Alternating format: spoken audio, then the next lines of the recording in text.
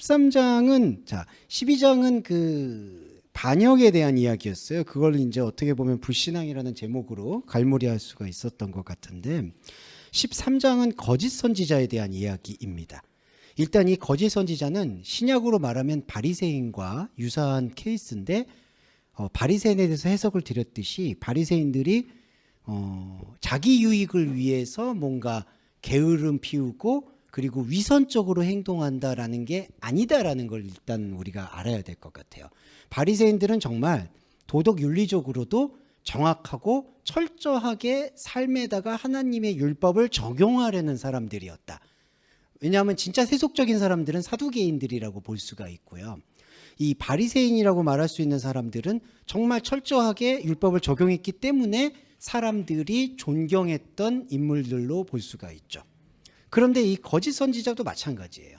잘못 보면은 거짓 선지자들이 뭔가 그냥 게으르고 나태하고 위선적이라서 그리고 자기 유익과 부정 축제를 하는 사람들이라서 하나님께서 노하셔서 쳐셨다라고 하는데 그런 접근은 사실은 이 꼭 성경이 아니더라도 인과응보, 권선진악할 수 있는 모든 경전이나 모든 전래동화 같은 데서 다 보실 수 있는 내용이에요. 그거는 사람이 가지고 있는 양심 체계에서는 당연히 나타나는 비난받을 만한 거짓 선지자를 얘기하는 건데 성경에서 특히 에스겔서에서 말하는 거짓 선지자는 그런 거짓을 얘기하는 게 아니라 두 가지로 압축이 됩니다. 2절하고 3절에 자기 마음대로 예언하는 사람. 예, 이게 자기 마음대로 얘기한다는 것도 참 아이러니한 거예요. 내키는 대로 예언한다라는 그런 맥락만이 아니라요. 마음으로부터 나온 거를 얘기하는 사람이 거짓 선지자라고 얘기하는 거예요. 근데 참 이상하죠. 아니 마음으로부터 나온 걸 얘기했는데 이걸 왜 거짓 선지자라고 얘기하느냐. 여기 마음의 바탕이 어디냐. 하나님의 영적 자리에 레부를 얘기하는 게 아니라 자기가 왔을 때 느끼는 반응들의 자리를 말하는 거예요. 자, 이게 민감한 건데 우리가 뭐 예언의 은사를 받는다, 예언을 한다, 뭘 한다 이렇게 표현들 하잖아요. 그런데 그렇게 예언하는 방식의 필터가 뭐냐 하면은 감정이 되었든 뭔가 뭐 현상이 되었든 환상이 되었든 내가 느끼는 어떤 감동으로 예언을 한다는 거죠. 그러니까 우리가 교회에서 예언 은사를 만약에 얘기할 때 기도를 열심히 하는데 뭔가 실제로 음성이 들렸다든지 아니면 마음에 어떤 세미한 것이 들렸다든지 이런 식으로 예언을 하시는 것을 저는 많이 보셨을 거라고 봐요. 그리고 실제로 많이 들으셨을 거고. 그리고 저는 옛날에 어렸을 때 어떤 분이 뭐 어디죠? 그 탄자니아로 선교를 가야 된다고 하나님께서 그렇게 말씀을 하셨대요. 아니 나는 알지도 못하는 탄자니아를 왜 나보고 가라고 그러는 건지. 그래서 마음이 되게 불편했어. 그때는 되게 신앙이 현상적으로 뜨거웠던 시기라서. 그래서 나는 지도를 찾아봤는데 뭐 찾아볼 수도 없는데요. 그분도 그냥 마음에 울리는 대로 하신 것 같아요. 네. 이거는 약간 우스갯소리일 수도 있지만 실제로 보면 예언이라는 게 자기 마음의 감동에서 움직이게 되는 경우를 말하고 있는 게 바로 요 13장 2절에 말하는 거짓 선지자의 첫 번째예요. 그러니까 여기서 주목해야 되는 건 이 마음대로 예언하는 사람이 불성실하거나 게으르거나 위선적이냐 그게 아니라는 거예요. 그러니까 그 도덕 윤리적이나 성향이 아니라 그냥 마음의 어떤 반응들로 예언하게 되는 현상은 예언이 아니라는 거죠. 그러니까 에스겔이 볼 때 예언은 뭐죠? 앞서 있는 걸 얘기한다는 건데 앞서 있는 거는 하나님에 대한 생각을 이해하고 감응하는 게 예언이에요. 그러니까 예언은요, 여러분, 누구한테 전달하는 게 1차적인 것도 아니고 전달은 솔직히 중요한 게 아니라요.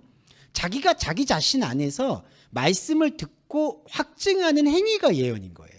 그러니까 예언은 솔직히 밖에다가 하는 게 아니라요. 자기가 자기한테 듣는 게 예언이에요. 그런데 이미 이 거짓 선지자라는 프레임 자체는 자기가 들어서 자기 안에서 울림을 일으키는 게 아니고 자기한테서 나오는 반응을 다른 사람들한테 전달해 준다라는 목적을 갖고 있는 게 첫 번째 거짓 선지자의 시작점인 거예요. 그리고 누군가에게 전달해 줄 수 있는 사람들은 게으르지 않습니다. 아시겠지만. 그러니까 누군가한테 그걸 이제 나쁜 말로 하면 오지랖이라고도 얘기할 수가 있겠지만 그만큼 성실하고 이타적인 분들이 전달을 하려고 하죠. 근데 너무 안타까운 게 그 진실이 사실은 복음과 연결이 안 되는 부분이 안타깝지만 허다하다는 거예요. 이게 우리가 조금은 대면해야 돼요. 그 사람의 진심, 그 사람의 열정, 그 사람의 노력, 이런 부분들이 차라리 그냥 삶에다가 써야 되는 거지, 그 에너지는 종교적인 거는 오히려 거리를 두고 봐야 되는데, 그렇지 못하게 될 때 이게 바로 자기 마음의 감동대로 예언을 하게 됩니다. 그래서 이게 신약 성경에서도 번역 성경 중에 잘못된 게 있죠. 뭐 성령의 감동으로 된 것이다, 뭐 어떻게 예언한다, 이런 것들도 잘못된 번역의 예라고 보시면 되겠어요. 이게 거짓 선지자예요. 그리고 세 번째로 3절에, 두 번째죠, 13장 3절에 주 여호와의 말씀에 본 것이 없이, 그러니까 이게 뭐죠? 말씀에 대한 깨달음이 없이 자기 심령을 따라, 이건 더 나아가서 더 심각한 건데 왜 심각하냐면요, 영을 만들기 때문이에요. 이게 뭐냐면요, 아하르 루힘이에요. 이게 뭐냐, 자기의 영을 따라가서 예언한다고 해요. 자, 여기서 이제 오해의 소지가 생기는 게, 그 영이 많은 것처럼 보여요. 여기 또 동사가 쓰였어요. 영이라는 단어가 루힘이라고 해서 루아의 복수형 루힘이거든요.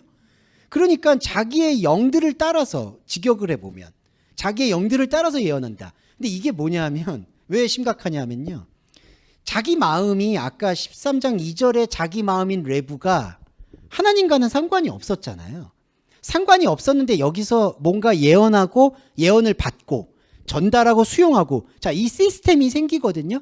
그러면 여기서 진짜 죄송한 말인데 심령 현상이 일어나요. 플라시보 효과라고, 진짜 막 기도의 응답이 나타나는 것 같고 환상이 보이는 것 같고, 그리고 실제로 환상도 보여요.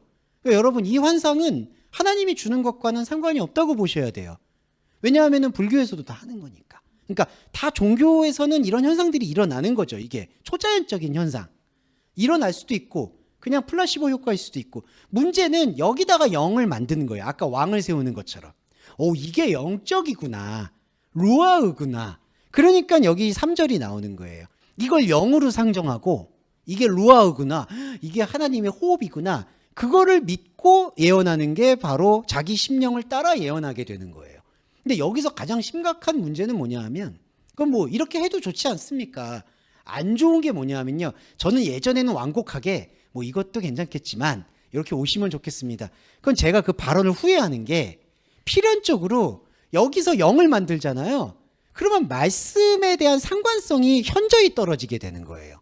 그러니까 만약에 목회자라 하더라도 성경을 볼 때에도 이 13장 3절에 자기 영에 따라서, 그러니까 자기 감정에서 나온 있지도 않은 영에다가 하나님의 말씀을 적용을 하거나, 적용이라도 하면 좋게요. 적용도 안 하고 그냥 내피셜이라고 하죠. 자기가 그냥 만들어서 막 얘기하게 되는 게 바로 자기 심령을 따라 예언하는 게 되는 거예요. 이 13장에서 에스겔이 가장 충격적으로 얘기하는 게 바로 이 부분이에요.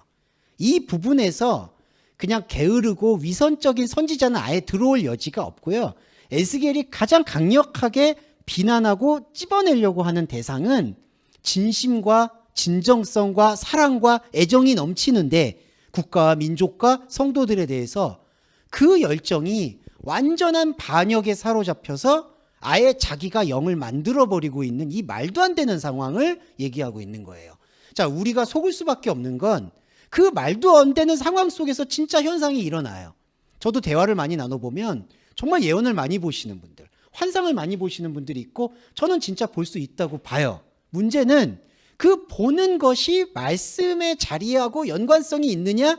단호하게 말씀드리는데 하나도 없죠. 하나도 없어요. 그러니까 어떻게 인간적인 감정으로 이걸 엮어보려고 하지만 엮일 수가 없어요. 그건 아무 자기 마음에서 나오는 그 흐름에서 자기가 영을 만들어서 그 영을 섬기고 거기에다가 헌신하게 되는 상황이에요. 그리고 헌신하게 되고 사람이 모이면요, 그건 그냥 종교가 되는 거예요. 이게 에스겔이 가장 심각하게 진단하고 있는 거짓 선지자의 상태를 얘기하고 있다. 이렇게 조금 얘기해 볼 수가 있는 것 같고요.